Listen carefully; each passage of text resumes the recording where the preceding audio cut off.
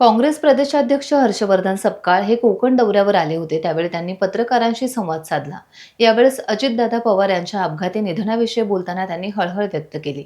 साधा रस्त्यावर अपघात झाला तरी गुन्हा दाखल होतो, मग एका मंत्र्याचा अपघात होतो त्याबाबतचा गुन्हा अद्याप दाखल का होत नाही? तसेच केजरीवाल यांच्या निर्दोष मुक्ततेबाबत बोलताना त्यांनी सरकारवर टीका केली आणि आता आगामी काळासाठी काँग्रेस संघटना बांधणीकडे लक्ष देत आहेत असे त्यांनी यावेळेस सांगितले. साध्या रस्त्याने आपण जात असताना जर गाडीचा धक्का कुठे लागला, कुठे छोटा मोठा ऍक्सिडेंट झाला तर गुन्हे दाखल होतात. एखाद्या वेळेस हायवेवर किंवा कुठेही अपघात झाला आणि त्याच्यामध्ये कोणाचा मृत्यू जर झाला तर सदोष मनुष्यवधाचा देखील गुन्हा हा दाखल होतो. निग्लिजन्स ऑफ ड्रायव्हिंग हा देखील गुन्हे दाखल होतो.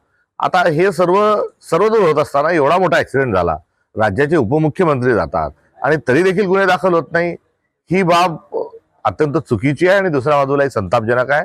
मुख्यमंत्री देवेंद्र फडणवीसांनी घटनेची चौकशी करावी म्हणून लगोलग पत्र लिहिलं आणि तेवढ्याच जलद गतीने त्यांना केंद्रीय उड्डाण मंत्र्यांनी पत्रही दिलं. मात्र त्यानंतरची कुठलीही जलदता आणि या संदर्भातली कार्यक्षमता ही तपास यंत्रणांकडून आढळून आली नाही.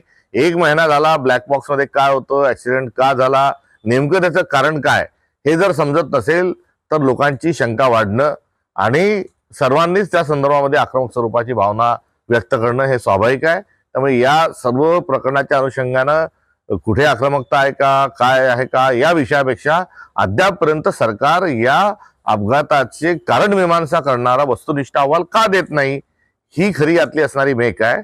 वेगवेगळ्या ठिकाणी सर्वांनी चौकशीची मागणी केली आणि ही मागणी करत असताना त्यांच्या पत्नी उपमुख्यमंत्री यांनी देखील सीबीआयची चौकशी करावी असं सांगितलं. मुख्यमंत्र्यांनी सीआयडीची चौकशी केली. आता सीबीआयची चौकशी मागितल्यानंतरही का होत नाही? तेव्हा कुठेतरी आता बरंच पाणी मुरतंय असं यातून एक अर्थ निघत असताना यात सीबीआय माध्यमातून चौकशी व्हावी आणि सुप्रीम कोर्टाने थेट यावर लक्ष ठेवावं अशी आजची एकंदरीत परिस्थिती आहे. टाइम्स डिजिटलला लाईक करा, शेअर करा, सबस्क्राईब करा आणि बेल आयकॉन दाबायला विसरू नका. Times digital.